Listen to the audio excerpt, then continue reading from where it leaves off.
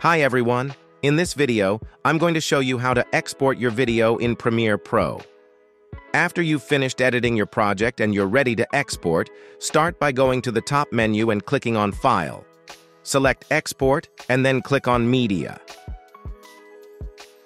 Ensure that the format is set to H.264. This will save your video as an MP4 file, which is the most commonly used video file type. For the preset, choose Match Source, Adaptive High Bitrate. This preset will give you the highest quality export. Next, click on the blue text below the output name. This will open a window where you can rename your file and select the location on your computer where you want to save it.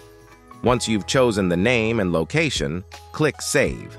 To ensure the highest quality, expand the video section. Then click on More. Here, check the box for Render at maximum depth.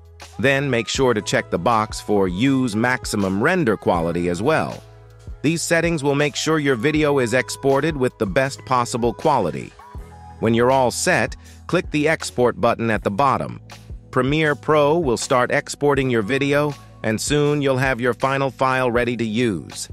If this video helped, support us with a like and share your questions and thoughts in the comments below.